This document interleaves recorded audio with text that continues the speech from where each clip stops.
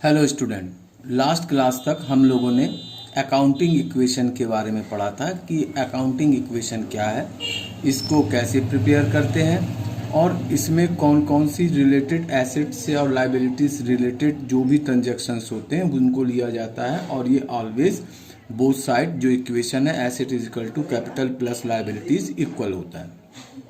आज हम लोग नया चैप्टर अटेंड करेंगे, जर्नल एक्चुअल में होता क्या है कि अकाउंटिंग को हम लोग दो सेक्टर में डिवाइड करते हैं। पहला बुक कीपिंग और second is the accountancy.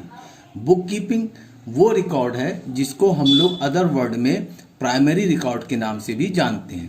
Primary record का मतलब है कि जब कोई भी बिजनेसमैन कोई भी ट्रांजैक्शन करता है तो उससे उस ट्रांजैक्शन से रिलेटेड इंफॉर्मेशन को डे टू डे अपने रिकॉर्ड्स में लिखता चला जाता है। तो ये जो प्रोसेस होता है इसको हम लोग प्राइमरी रिकॉर्ड कहते हैं, जिसको अदर वर्ड में हम लोग बुक कीपिंग भी कहते हैं।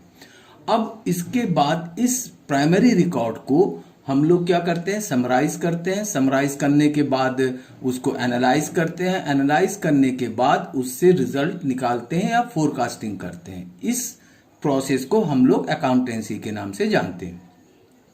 तो आज हम लोग बुक कीपिंग यानी कि जर्नल के बारे में पढ़ेंगे।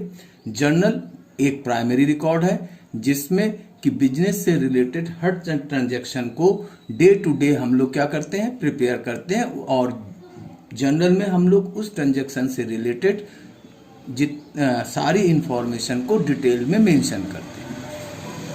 अब हम लोग जब जर्नल बनाते हैं तो अकाउंटेंसी को प्रिपेयर करने के दो मेथड होते हैं। एक इंडियन, जिसको हम लोग सिंगल एंट्री सिस्टम के नाम से जानते हैं, और सेकेंडरी होता है double entry system. Double entry system का मतलब होता है कि इसके जो बेसिक प्रिंसिपल होते हैं वो ये होता है कि जब भी कोई ट्रांजैक्शंस होते हैं उसमें टू साइडर का होना कंपलसरी है। टू साइडर से मतलब एक रिसीवर और एक गिवर, परचेजर या सेलर। डबल एंट्री सिस्टम में यह मान के चलते हैं कि अगर कोई एक साइड एब्सेंट हो जाए तो कोई भी ट्रांजैक्शन पॉसिबल नहीं है।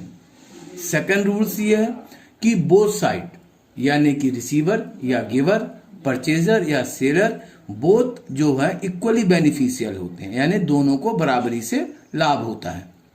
बट हम लोग कभी कभी जब हम ट्रांजैक्शन करते हैं तो हमें यह फील होता है कि वन साइड ब्लैंक हो गया।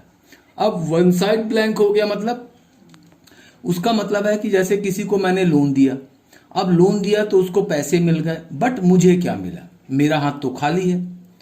तो उस कंडीशन में अकाउंटिंग में हमें अकाउंट्स मिलते हैं। अकाउंट्स का मतलब होता है खाता। अब अकाउंट जो होते हैं उसको हम लोग तीन सेक्टर में डिवाइड कर देते हैं। ये लगभग वैसा ही है जैसे मैं एक खाली गिलास लूं और आपसे पूछूं इसमें क्या है, तो नॉर्मल वे में आंसर होगा कि सर ये खाली है। बट अगर उसको एक साइंटिफिक रीजन से देखें तो कहेंगे ये खाली नहीं है, इसमें एयर है। उसी तरह से कोई भी साइड ब्लैंक नहीं होता है, उसको क्या मिलता है, अकाउंट्स मिलता है। अब अकाउंट्स को जो है हम लोग तीन तरह से हैंडल करते हैं। पहला जो होता है पर्सनल अकाउंट होता है, सेकंड जो होता है वो रियल अकाउंट होता है, और थर्ड जो होता है वो नॉमिनल अकाउंट होता है। ये थ्री टाइप्स ऑफ अकाउंट्स होते हैं। अब पर्सनल अकाउंट की आइडेंटिफिकेशन क्या है? पर्सनल अकाउंट की आइडेंटिफिकेशन है जब हम किसी पर्टिकुलर नेम के साथ ट्रांजैक्शन करते हैं, लेन देन करते हैं, तो उससे रिलेटेड सारे ट्रांजैक्शन कहाँ चले जाते हैं, आपके पर्सनल अकाउंट में चले जाते हैं। इसी तरह से रियल अकाउंट की अगर सिंपल आइडेंटिफिकेशन ढूंढें तो वो ट्रांजैक्शन जिनको हम देख सकते हो, छू सकते हैं और फील कर सकते हो, इस तरह के जो ट्रांजैक्शंस होते हैं वो हमारे रियल अकाउंट में चले जाते हैं।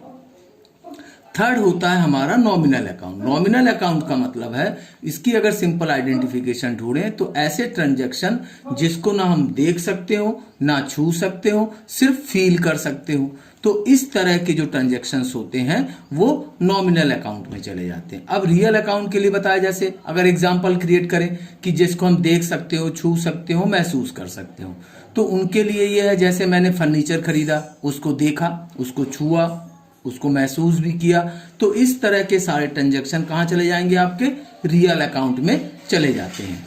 और नॉमिनल अकाउंट में, जिनको मैंने बताया, जिसको सिर्फ हम फील कर सकते हैं, ना देख सकते हैं और ना ही छू सकते हैं, तो इस तरह के जो अकाउंट्स होते हैं वो नॉमिनल अकाउंट का। उसका एग्जांपल अगर मैं एक क्रिएट करूं कि आपको 500 रुपए का लॉस हो गया, तो लॉस का कोई फिजिकल स्ट्रक्चर तो होता नहीं है, ना उसको हम देख सकते हैं और ना ही छू सकते हैं, सिर्फ महसूस कर सकते हैं। तो वो सारे ट्रांजैक्शन कहाँ चले जाएंगे, आपके नॉमिनल अकाउंट में। अब जब जर्नल एंट्री बनती है, तो मैंने हमेशा कहा है आपको कि हमेशा ट्रांजैक्शन के लिए टू साइडर्स होते हैं, जिसको हम लोग रिसीवर या गिवर या परचेजर या सेलर या डेबिटार या क्रेडिट में कहते हैं।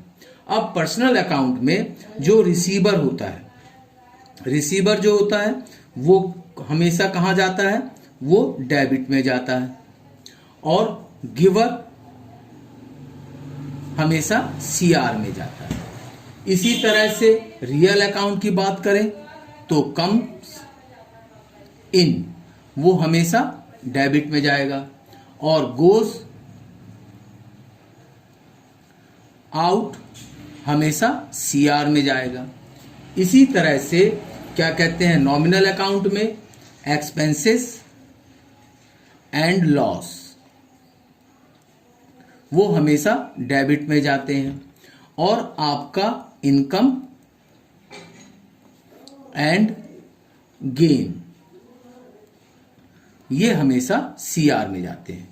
तो कोई भी जर्नल एंट्री बनाने के पहले हमको ट्रांजैक्शन पढ़ के ये देखना पड़ेगा कि ये किस अकाउंट से बिलोंग करता है, पर्सनल अकाउंट से बिलोंग कर रहा है कि रियल अकाउंट से बिलोंग कर रहा है कि नॉमिनल अकाउंट से बिलोंग कर रहा है। उसके बाद हम लोग उसकी जर्नल एंट्री बनाने के लिए इस रूल्स को फॉलो करेंगे।